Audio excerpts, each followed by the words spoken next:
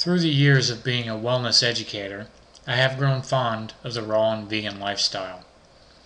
Yet I have found that many raw food and vegan enthusiasts do make a few mistakes along the way. Now, are they the only people that make mistakes? Absolutely not. I make my share of them as well, as do other lifestyle choices. My hope and belief is that raw and vegan lifestyle choices are the healthiest around. That being stated, I do find there are several common raw and vegan mistakes that are made pretty continuously. So whether you're a seasoned veteran or a new person to this lifestyle, I believe the following tips will help you. So let's get right to it. Get essential. Get all the essential elements into your body. Most people think when they eat fruits and vegetables, they're getting everything that they need. But the fact is that perhaps sometimes you're not. And a way to combat this is to get other items into your body like seaweed, MSM, algae, and other superfoods that contain elements that are not in your normal food sources. Getting soaked. I find that raw food enthusiasts specifically thoroughly enjoy raw nuts and seeds. Yet raw nuts and seeds have growth inhibitors that make them tough and keeps them from sprouting prematurely. Soaking will remove this inhibitor enzyme, making it easier on your body's digestion and absorption system. Keep it simple. I have found not only in the common cooking arena, but in the raw and vegan cooking arena, we make things way too complicated on ourselves. Too many ingredients, too long a ingredient list might make this a little overwhelming for health enthusiasts. So keep your recipes short, simple, and easy, and I believe you'll be able to pursue this lifestyle for a long time to come. Balancing your alkalinity. As we've already discussed, your body is in a constant flux between acid and alkaline. Being alkaline is the optimum choice. Also, stomach acid can become diluted or weak for many different reasons. This leads to gas, bloating, indigestion, and other digestive issues. So once again, follow our alkalinity tips and you'll have no problem in digesting your food. Chew your food.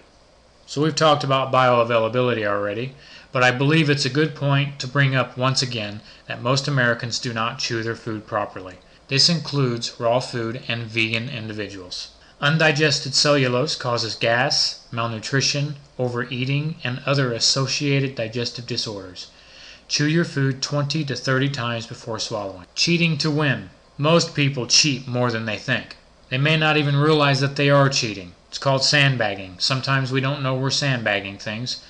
So the best way to keep from sandbagging and cheating is to keep a food log for a while, and you'll be surprised at what you're doing or not doing.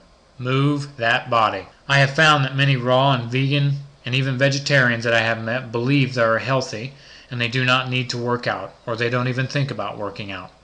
But there is hard evidence showing that cardio and weight-bearing exercises are necessities to creating total wellness. So do not forget to move your body even if you are eating really healthy. Get to the root of the problem. Roots seem to be the mainstay of many vegan and raw food diets. Roots are more difficult to digest, they contain less nutrients and have far more sugar than the leafy green counterparts. So, for instance, instead of eating carrots, also enjoy carrot tops. Enzymes, enzymes, enzymes. Are we sensing a theme yet? Digestion is super important. Get those enzymes in, supplement them, eat raw and living foods. You'll definitely be happy for it. Pull that sweet tooth. Too many sweet desserts, even raw desserts, can cause insulin and acidic problems. This includes all raw items such as chocolate, cheesecake, cookies, cakes, and parfaits. So even as a raw food or vegan individual, you can overdo the sweets. Just watch it and don't allow too much sugar inside your body. Detox and be free-flowing. Get clean by performing normal detox programs and occasional enemas and colonics. This will help detox your body on a regular basis and help for a free-flowing system. It's not easy being green. Reality is that greens are good for us. Oftentimes, raw food, vegans and vegetarians enjoy a lot of fruit. Now there's nothing wrong with fruit, but too few vegetables can cause nutritional imbalances. Leafy greens should comprise at least half of your diet. You thought we were finished with the sweet tooth, right? Well, I'm going to tell you to pull that other sweet tooth.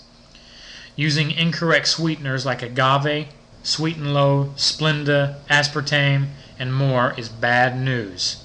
If you think you're eating healthy and you're eating all these things, think again. Latest findings shows us in these sweeteners there are chemicals that are not good for us, or they have been processed to be not good for us. Latest findings shows us that these sweeteners are not good for you and inhibit weight loss and proper detox. Variety being the spice of life. I've already talked about this, but it's yet again important. Eating the same foods repeatedly leads to nutrient deficiencies. Eat a variety of produce throughout the year and of various colors, and you will not have nutrient deficiencies. Going nuts. Are you going nuts? Are you a raw foodist and eat a lot of nuts as part of your calorie needs? Don't go nuts. Go seedy. Eat more seeds. They are much better for you. Be simply raw. This kind of goes hand in hand with the keep it simple strategy. Consume items that are in their most natural state. That is, eating a fresh apple instead of apple pie. Old habits need to be broken. Most of the time, we want our junk foods, so we dehydrate to make the raw taste and feel like our old comfort foods. Crackers, cereal, bread, chips, roll-ups, candied nut items, and more. Become a simply raw foodist. Food combining. Each food type requires different digestion periods. Meats and processed foods take longer to digest, and nuts and root vegetables take longer than fruit. All food stays in the stomach during the entire digestion process, so fruits will sit in your stomach while harder to digest items are being dissolved. Gas, bloating, and other digestive issues can occur if you're eating fruit with other hard to eat items. So the bottom line is eat fruits separate from other foods. Remember, you can eat fruit about 15 to 30 minutes before normal foods or 2 hours after you've eaten a normal meal. Relax and de-stress. I have encountered many raw food and vegan individuals. These individuals have proven, over time, to be not as stressful as other individuals. They seem to be more relaxed. That being stated, they are not Buddha or Zen. Not all of them anyway. So learn to relax and de-stress. Staying in a stressed state can cause many known and even unknown illness issues. Eat early. I have found many people that eat way too late. This is difficult on the digestive system when it starts to shut down towards the evening. So, eat before the sun goes down and your body will not have to work as hard overnight, actually allowing the body to repair and rest. Now the last item, getting your protein.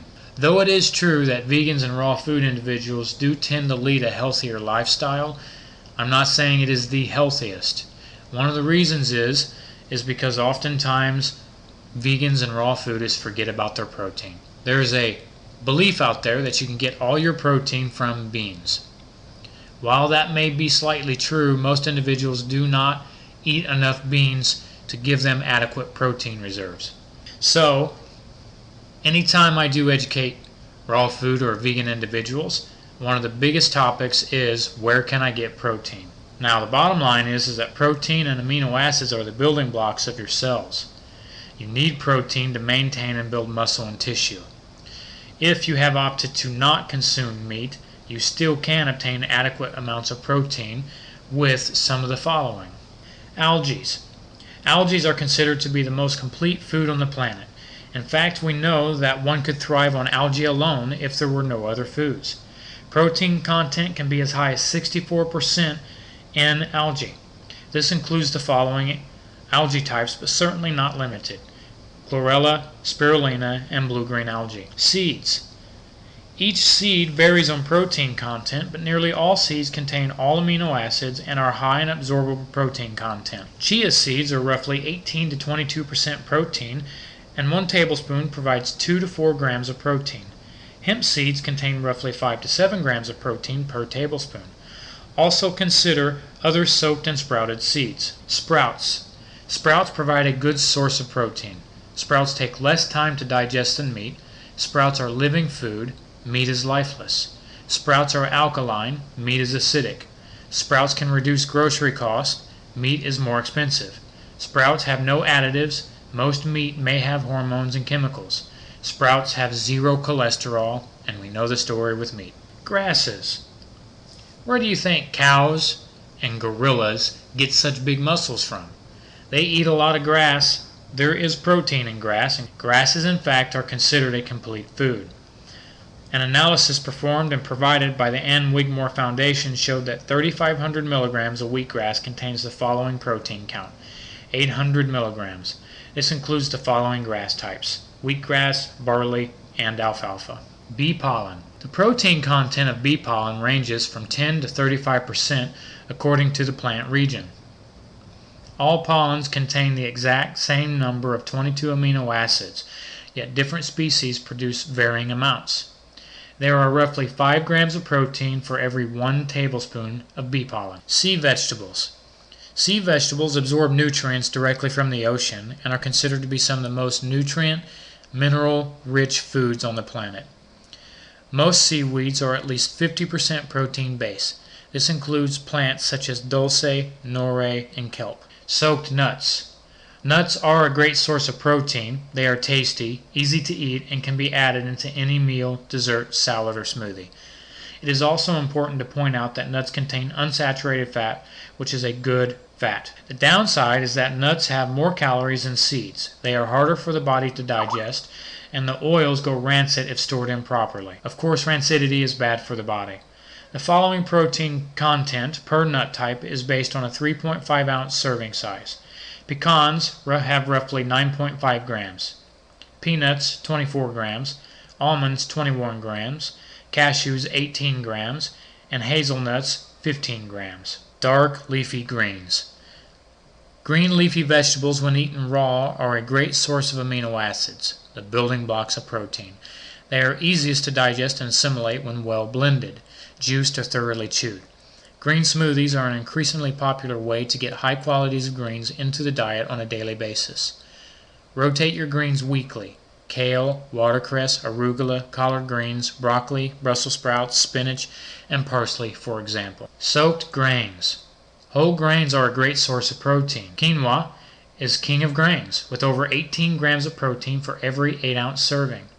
Enjoy other soaked, non-cooked grains as well. Beans, lentils, and legumes. Once again, soaked is the best option. Beans are not the highest protein content in the plant kingdom, but they are one of the most abundant, most widely used, and well-accepted alternative protein sources for vegans and raw foodists. Here are a few examples. Black beans, for every 8 ounces, equals 15 grams of protein. Black-eyed peas, 8 ounces, equals 13 grams of protein. And kidney beans is 16 grams of protein for every 8 ounce. Plant-based protein powders. There are a few select companies that have created clean vegetarian protein content. Some of the protein sources that they use are soy, pea, hemp, chia, and etc. Seek these out at one of your local health food stores. Brewers and nutritional yeast. Nutritional yeast contains high levels of many important nutrients, including all of the B vitamins except for vitamin B12. 16 amino acids, and brewer's yeast has 4 to 5 grams of protein for every 1 tablespoon, making it a rich source of protein. So those are the sources of protein that I suggest that vegans and raw foodists look into. If you're not using all of these, then make it a point to do so. Again, variety being the spice of life, it would not hurt one to actually enjoy each one of these. Who knows, you may find your favorite. Now the next we're going to talk about is sprouting.